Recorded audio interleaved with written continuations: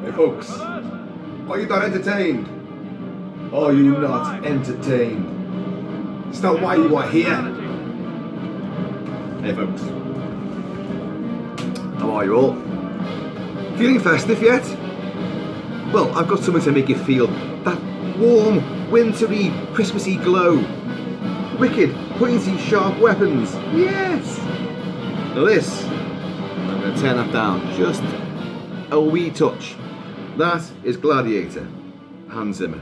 I'm sure you recognised it. And this Gladius here is from the film Gladiator. This Gladius here has got quite a history to it. I have the full costume that goes alongside this Gladius.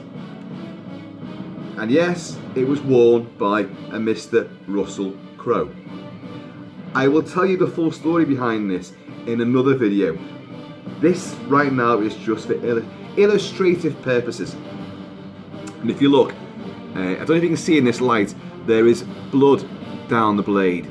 I got this sword back in 2000. The film had only just come out really, and I managed to get hold of a full costume, screen used by Russell Crowe, with all the certificates of authenticity for Ridley Scott, Arthur Max, Janty Yates, production designer and costume designer for the movie. Anyway, you can see this has been pitted and used quite extensively. There's fake blood down the blade, and there's also traces of the sand from the Moroccan film set where they used this sword and that particular costume. And that sequence, folks, was the scene where the famous chain fight, Maximus's first actual gladiatorial bout, where he's chained to Juba, his mate Juba, who looks after him, played by German Hunsu, or Jaimin Hunsu, however you want to pronounce it. And he's daubed yellow as a coward because he won't fight during the training sequence. So he's daubed yellow. Now I've got that sackcloth with the yellow paint. I've got the big, thick gladiatorial belt, the sword, and the boots that go with it as well. And I got all that before the film won the Oscars, which is why I got them for a really good price. Even then, it cost thousands. But anyway, and I've had them all these years. But I keep threatening to show you all this stuff. Anyway, the point about this video is not to show you this. I will show you this properly some other time. But that is a Roman, this is a replica for the film of a Roman gladius. A Roman gladius is the short stabbing sword, favoured by the Roman legionaries for quite a few hundred years, and it was always used in conjunction with the shield. The way that the legionaries fought, you know, the legions, they would go in en masse and they would use their shield and they would stab around the shield. Short stabbing weapon. This primarily was from Iberia, which was Spain. That's where they worked out that these came from. I also think that they derive from the Greek xiphos blade. Xiphos meaning leaf shaped, which again was a very similar sort of blade. Double edged, tapered both ways, so the actual blade itself is tapered as well. And the idea was you could use it one-handed, very dexterous, not much reach to it, but a great weapon for close quarter combat. The sword I want to show you properly is this one. Now the music playing right now is from the big epic battle at the start of Gladiator, where the Felix legions and Maximus and his cavalry sneak behind the Germanic tribes and catch him in a pincer movement. So the Roman legionaries are going in there en masse in ranks on foot, the infantry, and Maximus comes round behind them wielding this. Now, this is the official sword of Maximus. Absolute complete spot on replica of what you see in the movie. A really, really gorgeously ornate piece of kit, which is very, very authentic to what they did use. Now, the foot soldiers, the infantry, would have been using that, what you just saw there, the gladius. Now, for the short stabbing, purposes. The cavalry had this, a much longer sword. Now, this was called a SPATHA, or it would go on to be called a SPATHA. And a SPATHA was formed, usually it was found in what would become France and Germany. So the Germanic nations of the time. That's where the longer sword came in. And the reason why the Romans adopted that for their cavalry was because obviously, you know, you're going to reach down from your sword, from your horse, whoosh, whoosh, hack. So the gladius was a short stabbing weapon, very cut and thrust.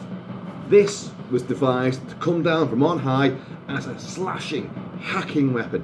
If you weren't going to penetrate, you were going to just batter them, smash them on the bonds, knock them to the ground, take them off the fight. It's a long sword. I do forget the measurements, but here we go.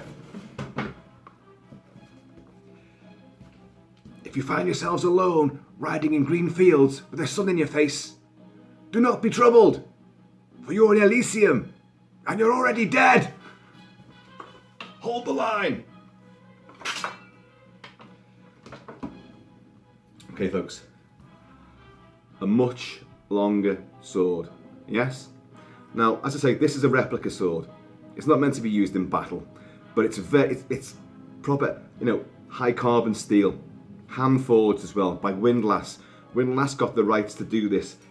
I think other companies have had the rights since then. So you've got Marto have done one as well, and gorgeous it is too. There is a black variant. That's not accurate to the film. That's the colour. Red brown is the colour that Maximus uses. Look at the detail on it. SPQR is there. I should know that really well because I tattooed with it as well.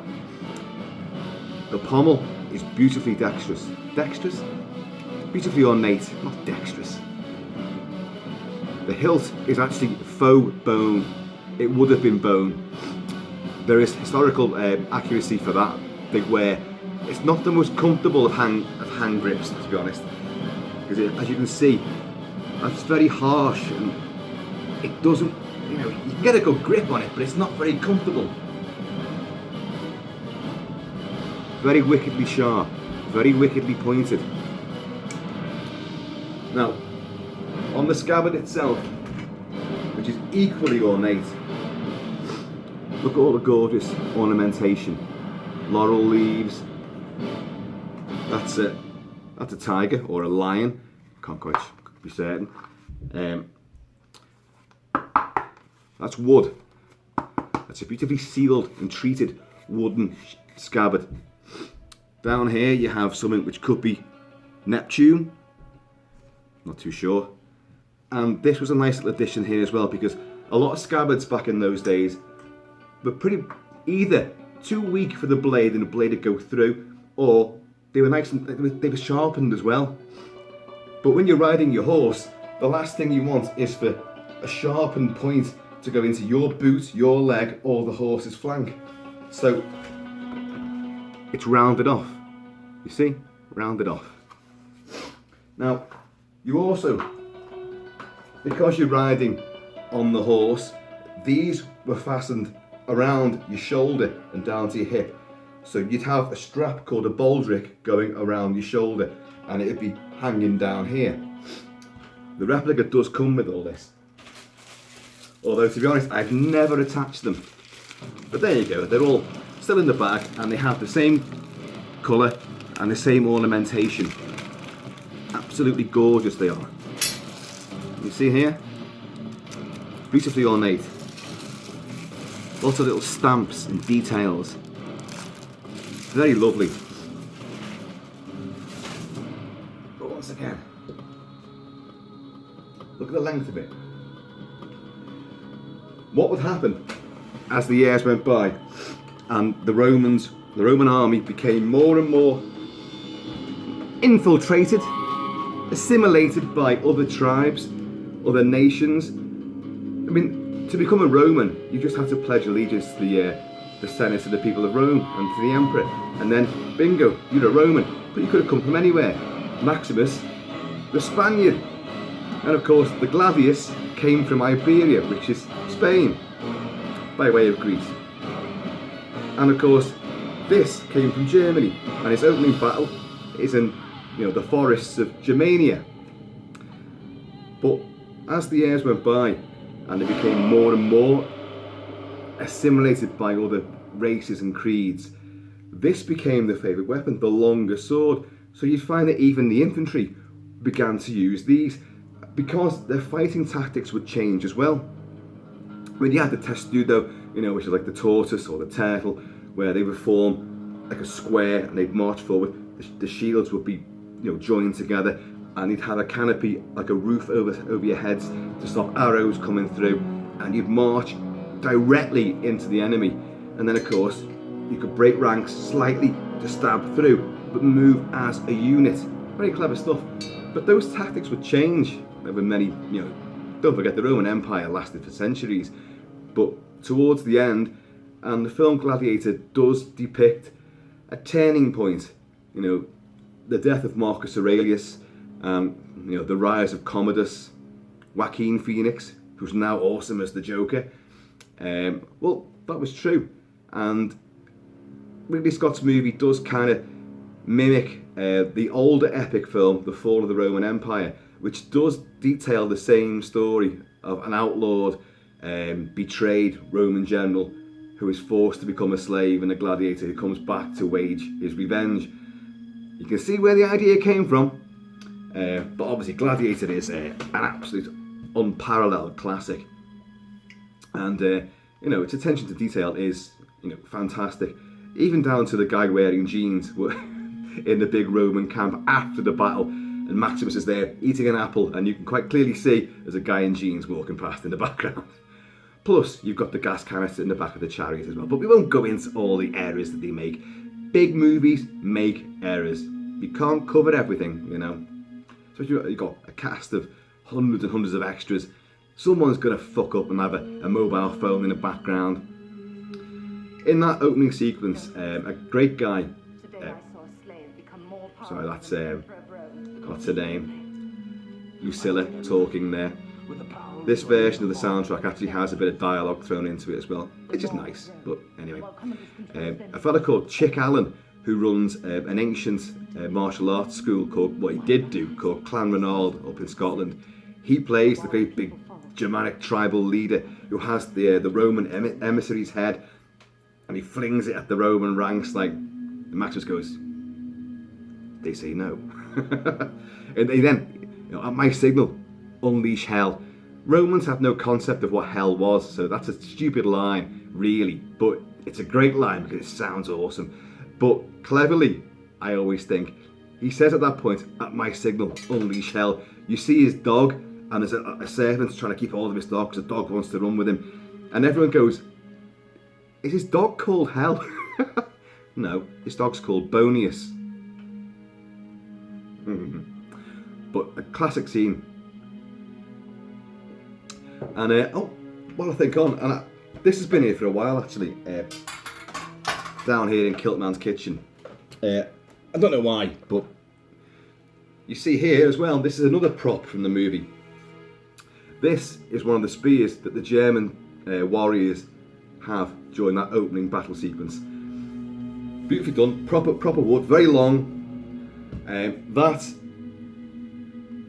spear point is actually rubber, but it's very, very hard rubber. If I ran at someone with this, that would penetrate. It would penetrate them. But it's a little bit, and it's very crudely designed. But then again, it's been weathered and painted to look like it's steel, and it's been used extensively. But that's a pretty good. Okay, it's slightly bent. You can see that, and to be honest, when I got it way back in 2000 as well, that was slightly bent even then. So I don't know what happened there. And I've tried to sort of flatten it out, and it hasn't worked. But that's a lovely bit of kit as well. I have arrowheads from the movie as well. What else have I got? Oh, I've got one of the. Well, it was sold to me. Again, this was back in 2000, before the film won the Oscars. I got a lot of stuff from it. I've been looking forward to the film coming out. I tried to get into doing reenactments. Well, I did a little bit, but I wanted to be a gladiator, and they said, no, you've got to be a Roman legionary first. Plus, you've got to be able to make this and make that. And then I was like, oh, fuck that. I just want to fight. But I did do extensive sword fighting and a lot of HEMA work as well. And so I got arrowheads, and I was buying a lot of stuff at the time. There was a wound, a prosthetic wound, which I handled it, and I thought, it's the sequence in that opening sequence again where Maximus will do a side slash. He's already come off the horse, and you will quickly see a guy get split open down his side like that, and he clutches his side.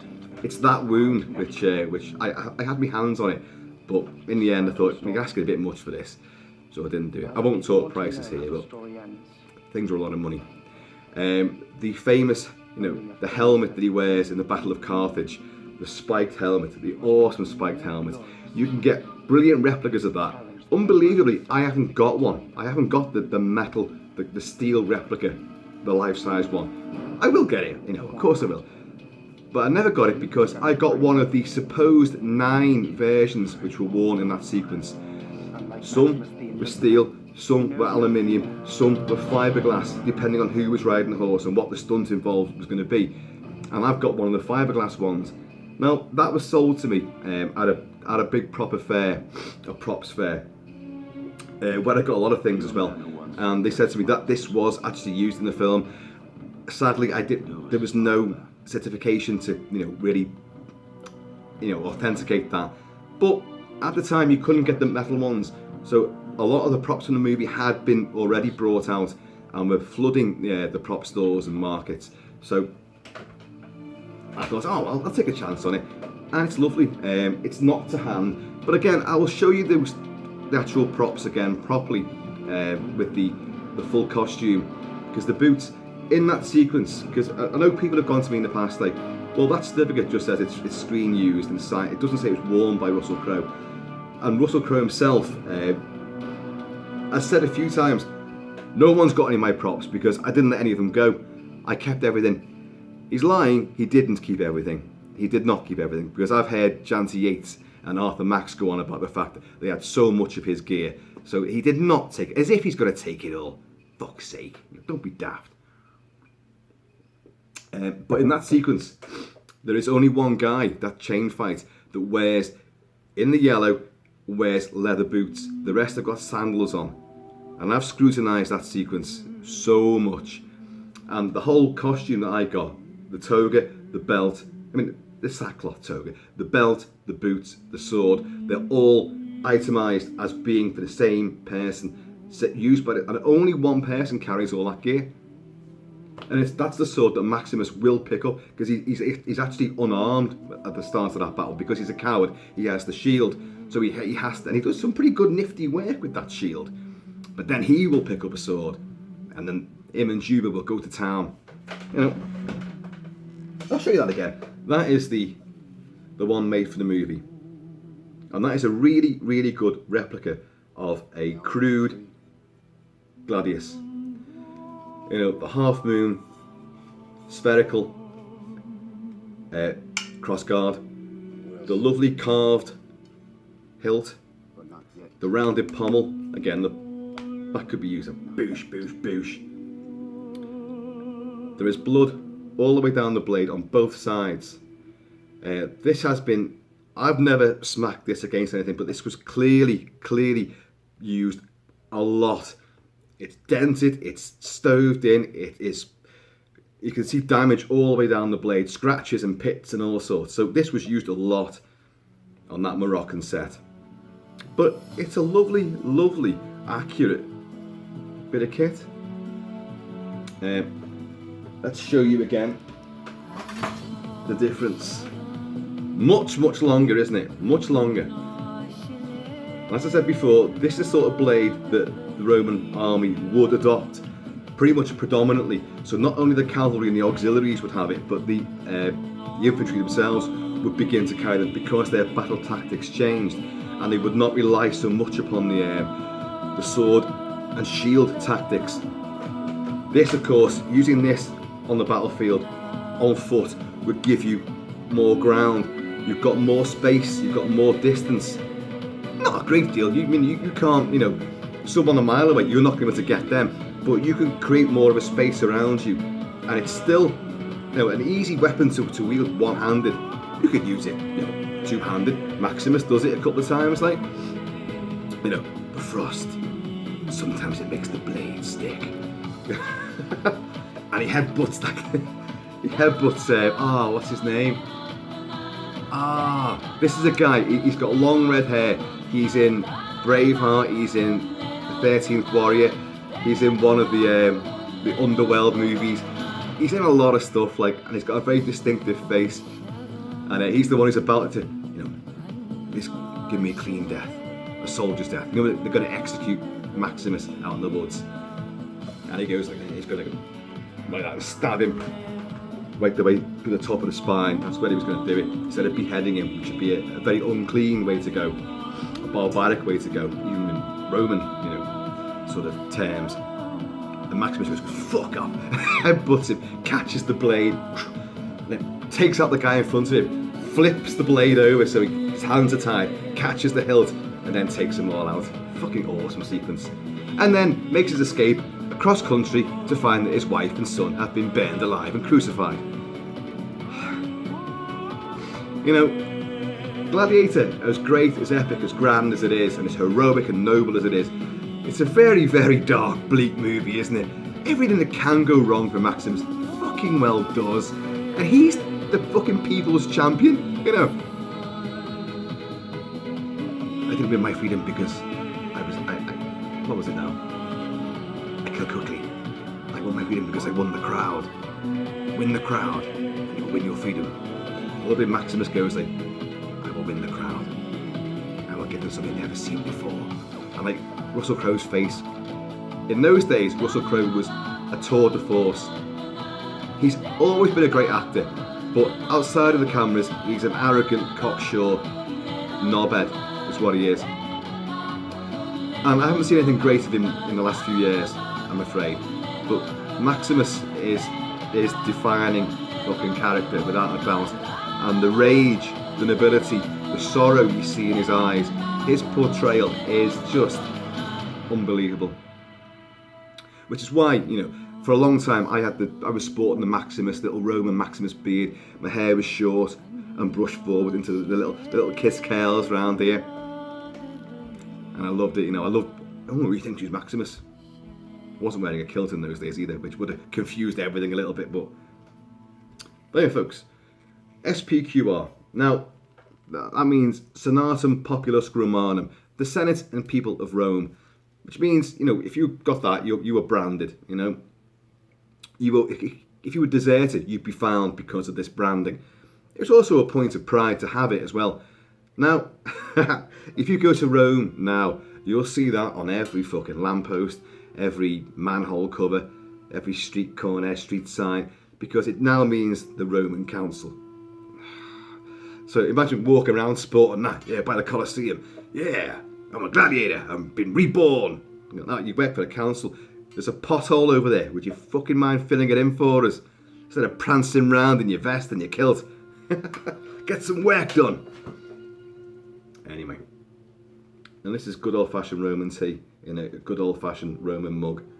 Unearthed from a local burial mound. Incidentally, the Viking longsword is derived from this.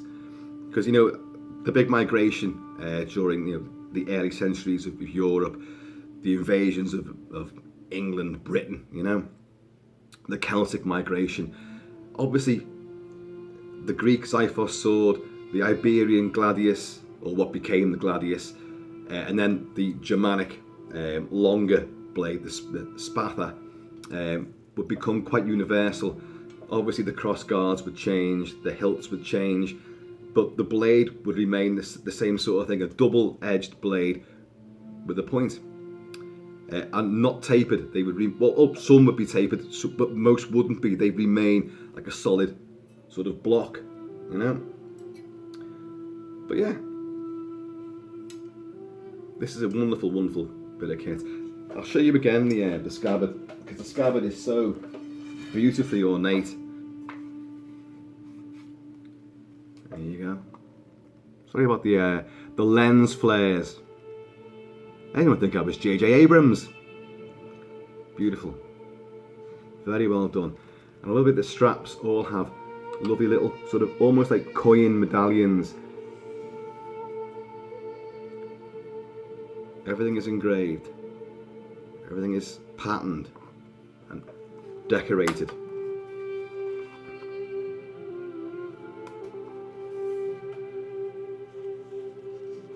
Just beautiful, isn't it? This now goes, I think you can still get these. Bear in mind, I got this, God, when did I get this? I got most of the props were in 2000. I probably got this in 2001. I think that's when they came out. So I've had it for quite some time. And, you know, it wasn't the first sword I ever got. I mean, I've got proper, like, swords which you use and you fight with. This is more, it came with a display plinth as well, which wasn't particularly ornate, but you know, but I hang these on the walls, so. But this is beautiful, and you know, you don't want it to look pristine, so you've got like bits where the coloration is slightly stained, you've got scratches and nicks and stuff. Now, I haven't put those in, that's how it came, and I can imagine people would go like, oh God, I'm not having that, I've just paid hundreds for this, and there's nicks and stains, and oh, some of the veneers come away. Don't you want it to look like it's been used in battle? You know, it's not ceremonial. This was used to fight with, and it makes a lovely, lovely sound. Careful, Kilt-Man, as you ram the blade down between your legs. Solid. Let's go. Do you hear that? It's a beauty, isn't it? The sword of Maximus, that's what it's known as, but it really is like a Roman fighting SPATHA, a cavalry longsword.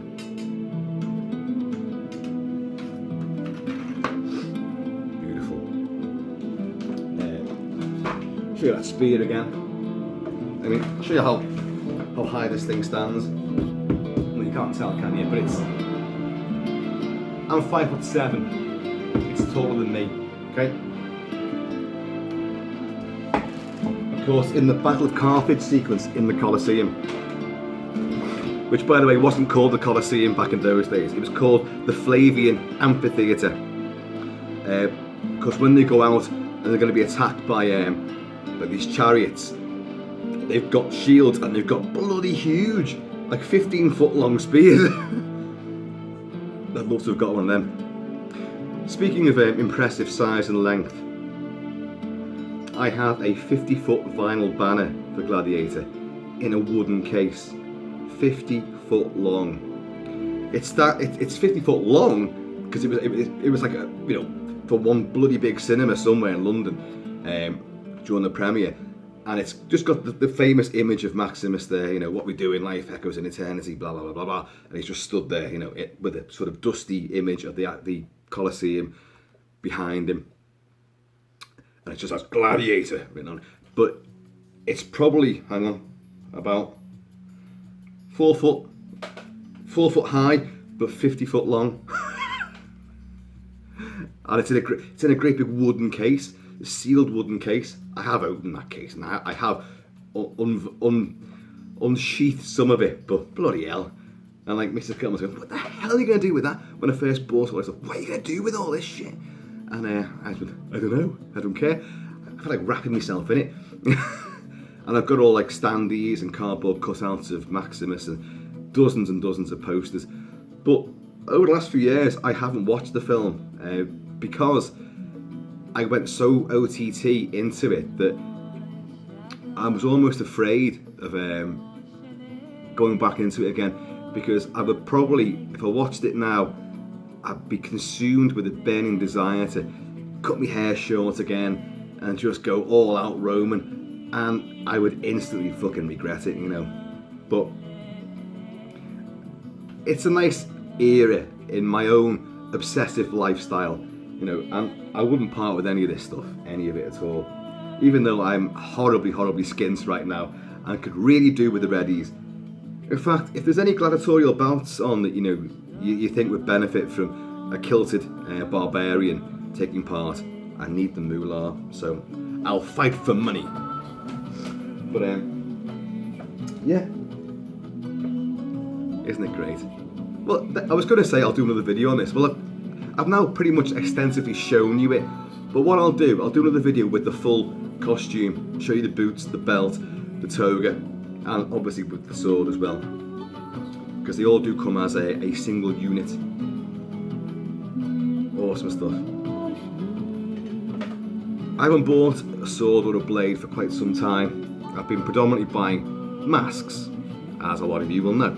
And there's another mask on the way, which it won't get here before Christmas, so don't go holding your breath waiting for that one. It's going to arrive in a few days' time, but anyway.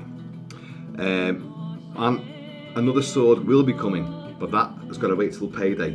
So the 31st, there'll be another sword. So the start of the new year, you'll see another blade. Oh, and there's a clue there when I said blade. Anyway, folks, I don't know, little history lesson if you're interested. If you're not, hey ho, sorry. Oh, and by the way, I am not an expert. I've read a lot of books, I've done a lot of sword fighting, but I almost certainly have got things wrong. So if you're out there and you know a fair bit about these things, and I've fucked up along the lines, do let me know. Comment below. In the meantime, folks, strength and honour, and I'm going to see you all leaders in this life or the next.